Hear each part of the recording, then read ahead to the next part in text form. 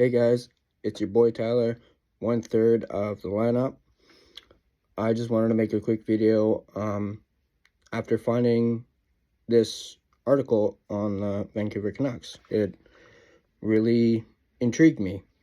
Now, before I get into the article, I just want to give people my, not so much opinion, but my stance on the whole JT Miller, Elias Pettersson drama and all that. Basically the crap that's been going on. Personally, I would love for us to keep both. And that's just me personally, because I love both players. They're both 100-point players. Yes, Petey's not playing up to his contract right now and hasn't for essentially a year. But I would hate to lose two 100-point players, within, almost at the exact same time, or within a short amount of time. I really think the Canucks should just work through these issues, whatever they are, between the two. And I know Jim Rutherford came out and basically said it's unfixable. They've tried, it just can't be done.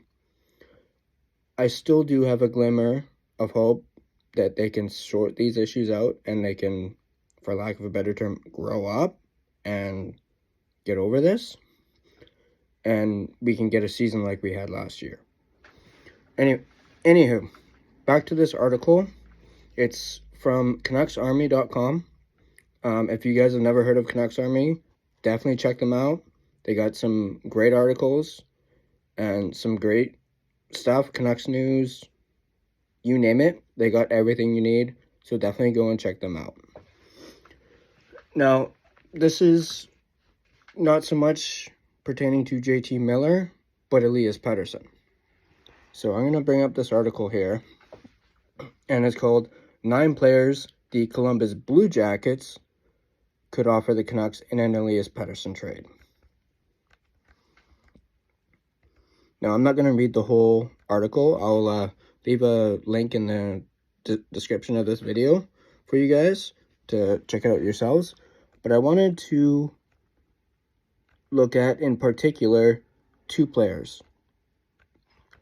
All right, now here's the first one. The first one, who could be now they have this broken down into sections where they have like major pieces, middle pieces, and then maybe lower bottom pieces, like draft picks and stuff like that.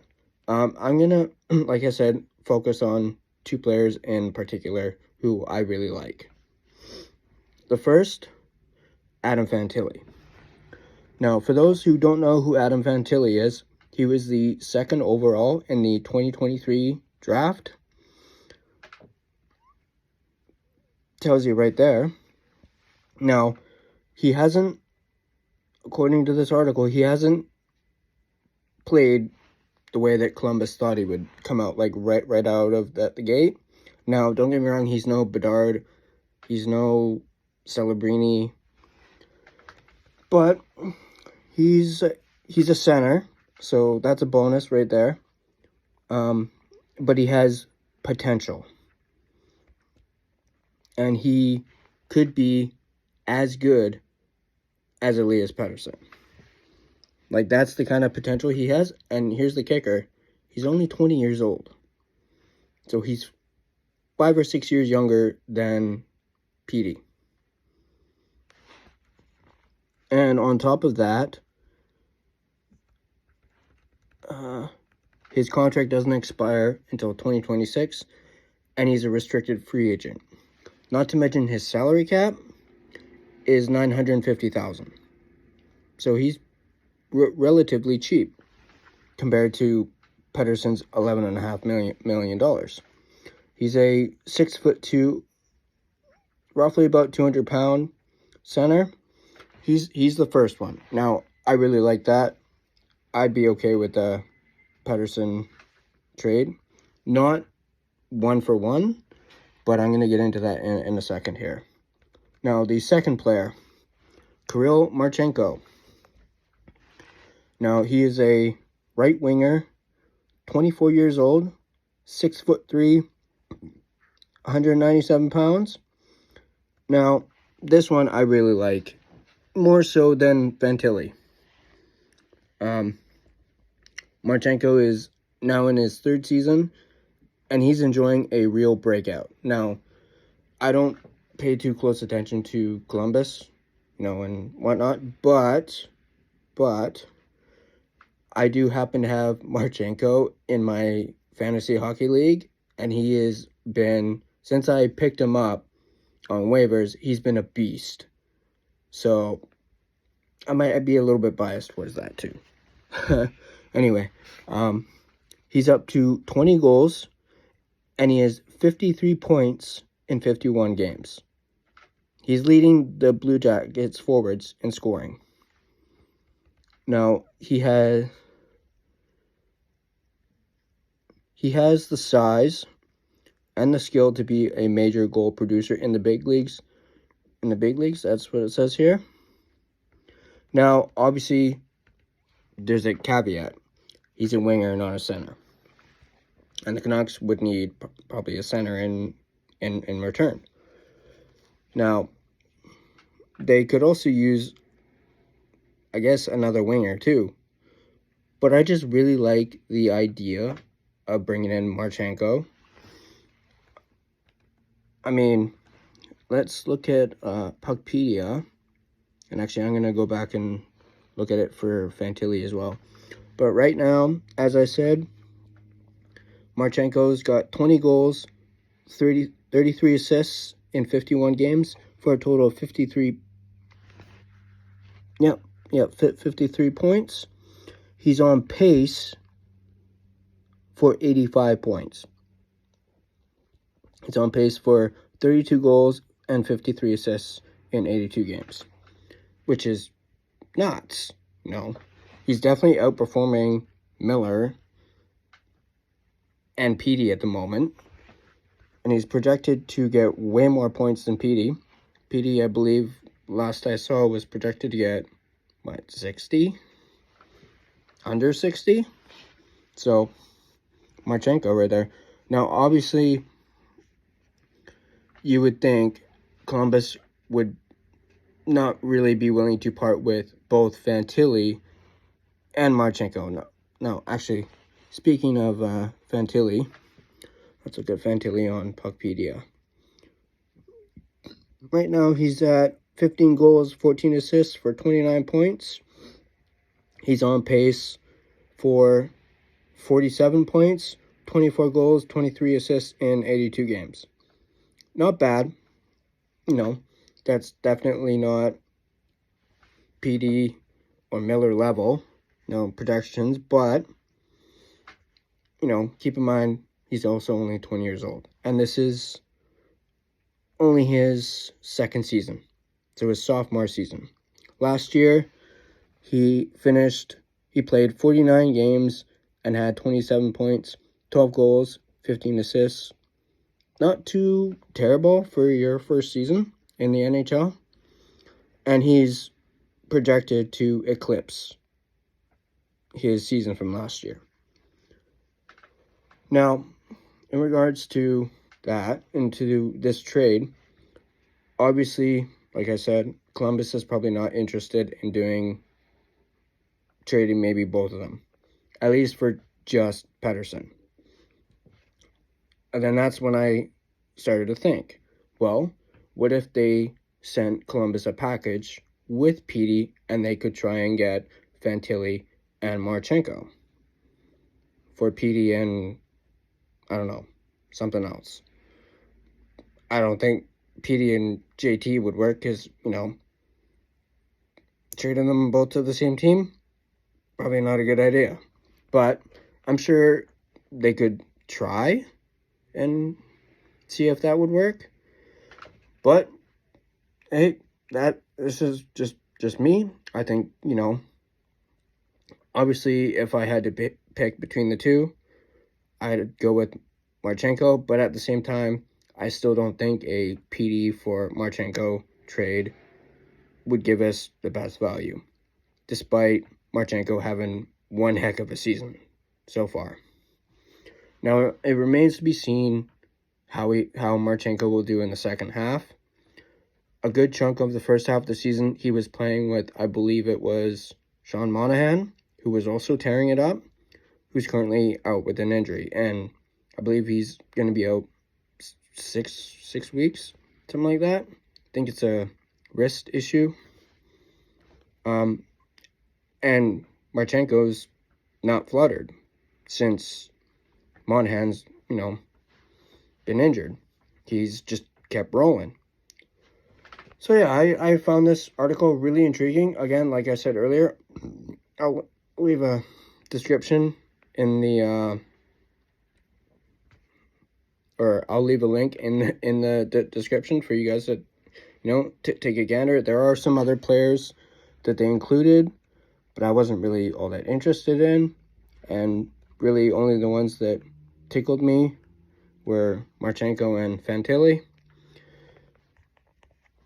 Alright, so now that that's out of the way, I wanted to also talk a little bit about the line change.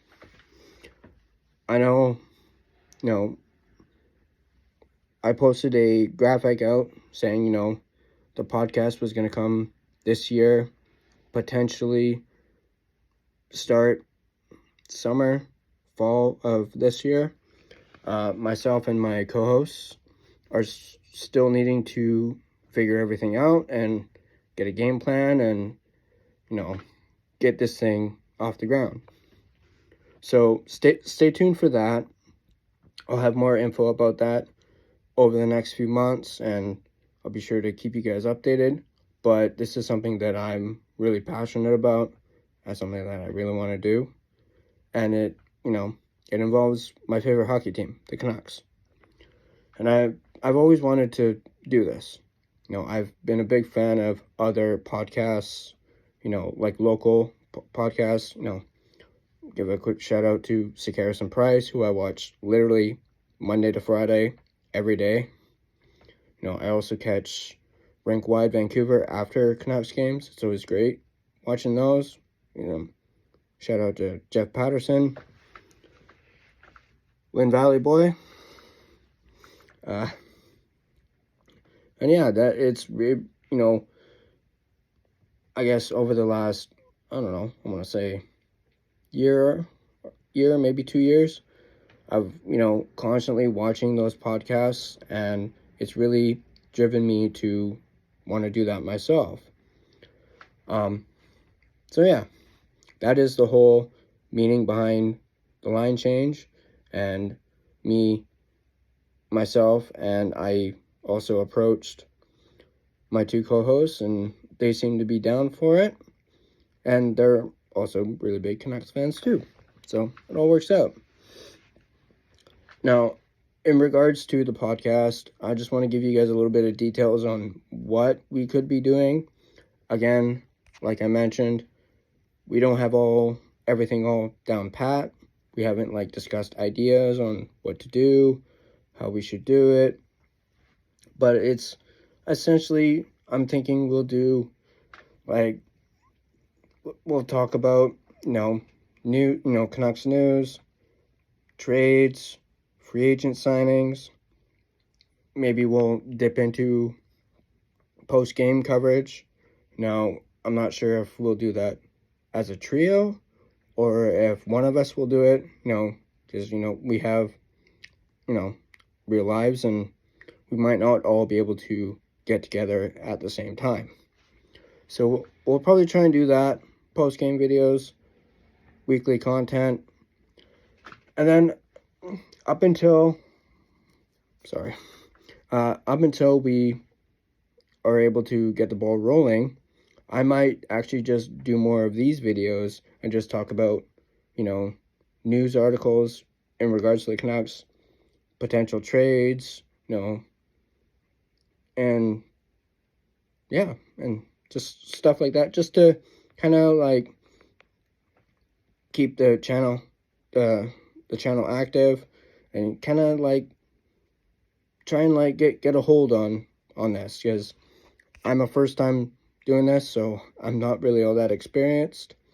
Want to give another quick shout out to Matt Sakaris of Sakaris and Price.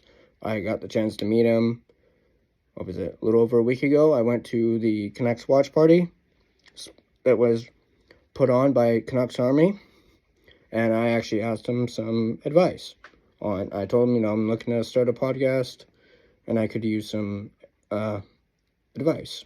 So, and he gave me some really good advice that I've written down.